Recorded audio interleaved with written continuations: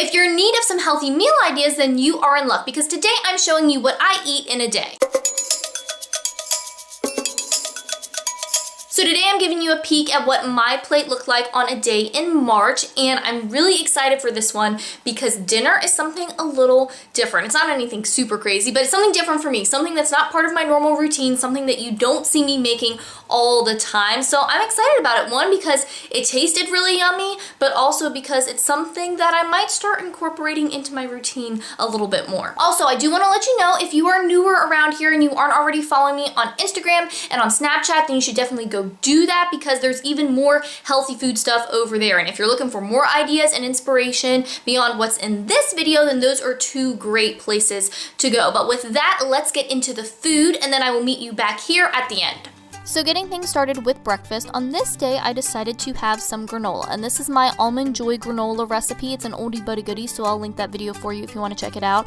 But this has almonds and coconut and cocoa powder, and it's really good. And I'm putting that here in my YouTube mug, and I like to eat granola out of a mug just because it is more dense, so you don't need as much of it, and a bowl just seems way too big. And as you can see, Luna's getting involved here and trying to help out. But then to that granola, once I fill it up about 2/3 of the way up the mug, I added some milk. This is whole milk from grass-fed cows, and you can see there are some chunks in there, but that's just because it's not homogenized, so the fat kind of floats to the top, so that's normal. And this is a really good breakfast, especially when I don't have a ton of time and I need something that's a little quicker to put together. Then for lunch, I had leftovers from dinner, so that was 2 grass-fed burger patties, a big pile of roasted potatoes, those were really good, and then some kale salad.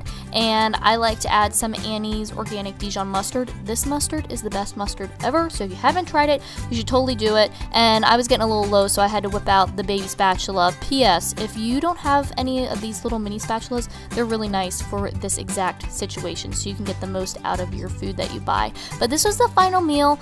I like a lot of mustard because that mustard is really good, but overall this meal is really, really delicious, and it's one of my go-tos because it's easy and yummy. Then for dinner, while I was making dinner, this is kind of pre-dinner, I had a Synergy kombucha. This is the Trilogy flavor. It's one of their more common ones, so if you do find this brand in a store, you'll probably be able to find this flavor. And then we had quiche for dinner. So I don't make quiche that often. I hadn't made it in a while, but I decided to do it, and it was a good decision. So just a whole wheat pastry crust, and I decided to make a mushroom quiche, so that's what you can kind of see mixed in there. And I actually ended up making 2 of these because extra leftovers is always a good thing, I think. And then to go with the quiche, we had an arugula salad. So this is just arugula, and then I made a balsamic dressing real quick in a jar, just shook it up. So that was easy, and I actually ended up having a second piece of quiche after this was done. I kind of got some shaky cam stuff going on, so I apologize for that. But here's a look inside the quiche, so you can see the mushrooms in there. There's some thyme.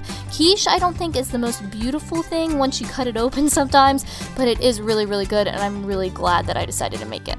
So that's what I ate on that day, and overall it was a delicious day of food, if I do say so myself. And I am really excited about the whole quiche situation because, like I said, that isn't something that I make all the time. I make frittatas a lot in the summertime especially, but quiche is always something that I don't know, like I've made them before, but it always seemed like a little more special, I guess because you have to make the crust and that takes a little bit more time. But really, I mean, if you plan for it and do it on a night where you have a little more time to do that kind of stuff, it's a really delicious and satisfying meal, and it's just nice to switch things up a little bit. Plus it feels a little bit fancy to me for some reason. I don't know, because it's kind of got that whole French thing going on maybe, but also it's nice because it's something that's great for breakfast, lunch, and dinner, so the leftovers are really good. You know, I can make a couple at one time if I want to, so we have a little more leftovers, so that's really nice too. And the quiche is also fun because it's kind of like a frittata in that I can mix up whatever fillings I want to put on the inside. So depending on what time of year it is or what I'm feeling, I can make it a little bit different each time. And let me know in the comments what kind of meals have you really been loving lately, and if you are a frittata or a quiche fan, what are some of your favorite things to put in there, some of your favorite flavor combinations, because I'm always open to new ideas. And if you like this video, then make sure that you give it a thumbs up, and if you are new here and you want more healthy eating tips and nutrition info and healthy recipes, then make sure that you subscribe, because eating healthy and living a healthy lifestyle really doesn't have to be complicated, and I want to show you how to do it. Thanks for watching. I hope you're having a great day, and I'll talk to you next time.